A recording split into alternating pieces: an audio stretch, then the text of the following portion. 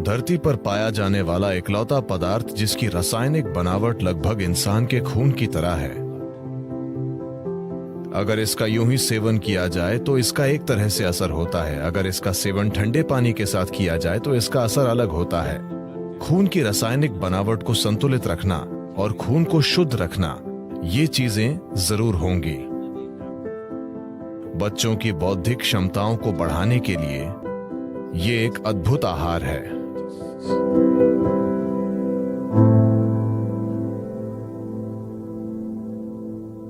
कर्नाटक में कुछ जनजातियां हैं जिन्हें जेनुकुर्बा कहते हैं। जेनुकुर्बा यानी वे शहद इकट्ठा करते हैं। कुछ समय पहले मुझे उनके साथ कुछ समय के लिए रहने का मौका मिला था। उनका आहार कुछ ऐसा है। सुबह सबसे पहली चीज एक बांस का गिलास, यानी बांस की टहनी इस तरह से कटी हुई, इसमें करीब 3/4 लीटर शहद आ जाता है। सुबह 3/4 लीटर शहद, बस यही आहार है। आप सुबह 3/4 लीटर शहद पीते हैं और फिर आप जंगल में चले जाते हैं। एक दिन में आप आसानी से 30 से 40 किलोमीटर चलते हैं और आप कम से कम 50 पेड़ों पर चढ़ते और उतरते हैं, ऊपर नीचे, और शाम तक कुछ और नहीं खाते। छत्ते से शहद निकालते वक्त जो भी आपके हाथों में लगता है आप उसे चाट लेते हैं। तो एक दिन में आप लगभग 1-1.5 लीटर से ज्यादा शहद पी रहे हैं। जब आप शाम में वापस आते हैं तो कुछ अनाज होता है, आमतौर पर इसे जोला कहते हैं। ये ज्वार है, ये मक्के जैसा होता है, मक्का या रागी या ऐसा ही कुछ। उनका रोज का मुख्य भोजन शहद है और आप ये 3/4 लीटर शहद पीते हैं और पूरे दिन इतने सक्रिय रहते हैं, लेकिन भूख नहीं लगती। वे बस वैसे ही ऊर्जा से भरे रहते हैं। वे इस पर ही जीते हैं। उन्हें शहद चरवाहा कहते हैं। शहद ही उनका आहार है।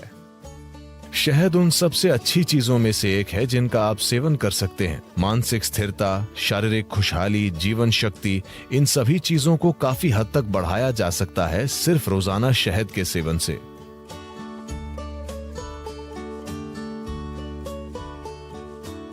शहद इस धरती पर पाया जाने वाला इकलौता पदार्थ है जिसकी रासायनिक संरचना लगभग इंसान के खून की संरचना की तरह है। अगर आप कुछ चीजें बदल दें तो ये लगभग खून जैसा है। शहद का दैनिक सेवन आपके स्वास्थ्य के लिए बहुत कुछ कर सकता है, खासकर वो लोग जिन्हें अधिक बलगम की समस्या है। यह आपके दिल के लिए बहुत अच्छा है, आपके दिमाग के लिए अच्छा है, यह आपके मन को सतर्क रखता है और ये बहुत ऊर्जा देता है।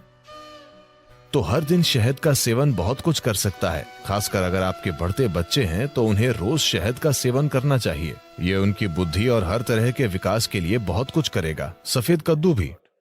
सफेद कद्दू और शहद दोनों चीजें एक साथ मिलकर बच्चों के लिए एक शानदार आहार हैं, उनकी बौद्धिक क्षमता को बढ़ाने के लिए।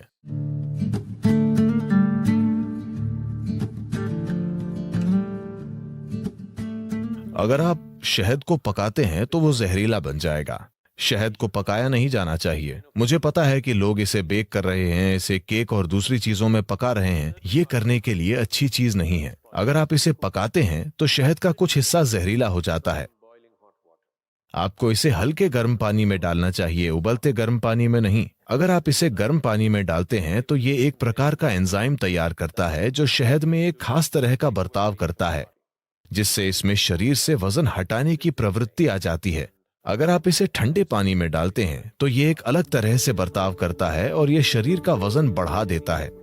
ऐसा नहीं है कि कुछ चम्मच शहद जो आप ले रहे हैं उससे आपके शरीर का वजन बढ़ रहा है। आपके सोखने की दर ऐसी हो जाती है कि आपका वजन बढ़ सकता है। तो शहद के सिस्टम पर अलग अलग असर होते हैं। अगर इसका यूं ही सेवन किया जाए तो इसका एक तरह का असर होता है। अगर इसे ठंडे पानी के साथ लिया जाए तो इसका अलग असर होता है। अगर इसका सेवन गर्म पानी के साथ करें तो इसका अलग तरह का असर होता है। We want to consume it in warm water here because we want the system to open up. यहां हम इसका सेवन गर्म पानी के साथ करना चाहते हैं क्योंकि हम चाहते हैं कि सिस्टम खुल जाए।